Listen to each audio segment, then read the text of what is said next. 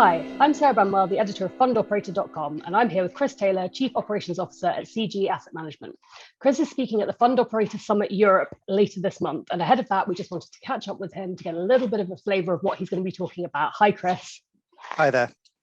So my first question is, what are some of the challenges that asset managers face when it comes to creating truly front-to-back operations?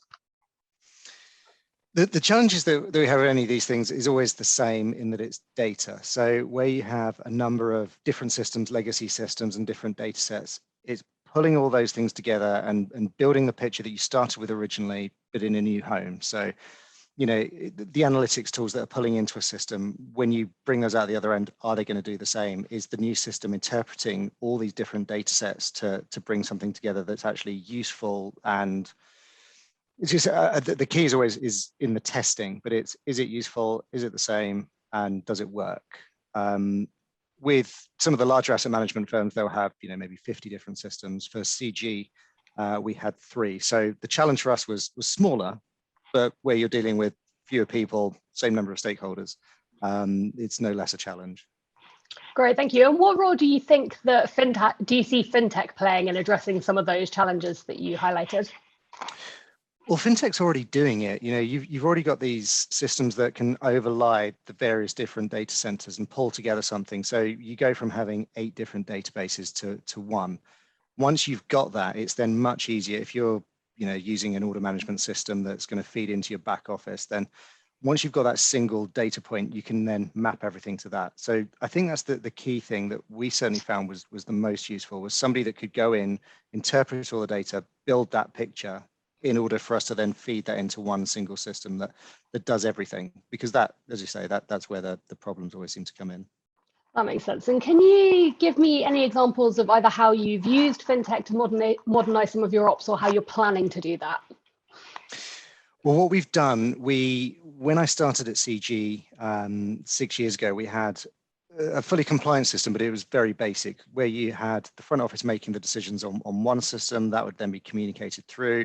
Compliance would be an entirely different system. There would be rules built into the OMS, but they would still come essentially down to a compliance team who would then have to look at the data at the end of the day and ensure that everything was compliant.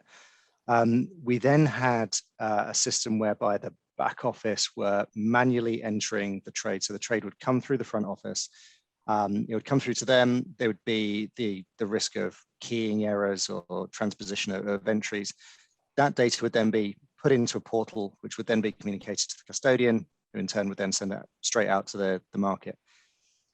What we now have is a system where everything is hosted in one thing. And that's where I talk about all the different systems coming together to make one pitch. We now have an order management system, which has compliance rules built in.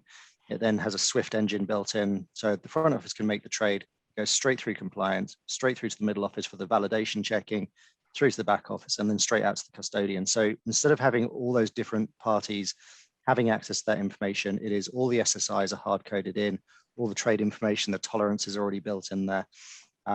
So we did that a couple of years ago, and I mean the time that has saved has been incredible. And to be honest, I think had we not done it, where the demands for data for a number, you know, sort of the platforms that are requiring data and our clients are requiring data, we wouldn't have had necessarily the time to put this together without bringing on additional headcount. And instead, we were actually able to absorb all that and keep the standards up, but also just get that information out in a timely manner. So for us, that was really good. And the other thing is not necessarily fintech, but the product that we use is specifically designed for finance companies. Was around moving our infrastructure to the cloud. So where we had a number of different on-site, not here, but a data center servers, everything is now on the cloud. So all of our applications are software as a service. All of those things can then link in. You've got a single point where they're all coming into, and it's just easier for us to maintain, audit, and then in the event that a client wants to see, you know, kind of any of the certification on the systems as well, we can just provide that from one easy place, which previously would have been quite time consuming, and now it's something that takes minutes. Great, thank you. And last question from me, thinking about all the different technologies available, what solutions do you think have the most potential? The compliance, so the fintech around compliance at the moment is really good, and I think it's still evolving. So we've recently brought on a new system where, things that you have within the firm, so your PA dealing, all these kind of things. There's also then systems which are looking at the order management side of things. But where fintech, I think, is still going, and we did look for a solution, was around the actual compliance advice. So there are compliance consultants that can then tie in with these applications. So as a small firm, there are 9 of us. We don't have the capacity to have a huge compliance team, but we still have the same obligations to our clients and the regulators. So what we are currently doing, and what we're taking advantage of, is having these systems where the service provider has a compliance team. We can route queries through them. We can send them scenarios. We can send them things that we're doing, and then they can look at those, review them. And we're basically taking advantage of scale, which a small firm previously wouldn't necessarily have been able to access. So that's been really useful. And I mean, as I say, we've got the head of compliance that has a full compliance team offsite that are available 24 hours a day. So that's really good.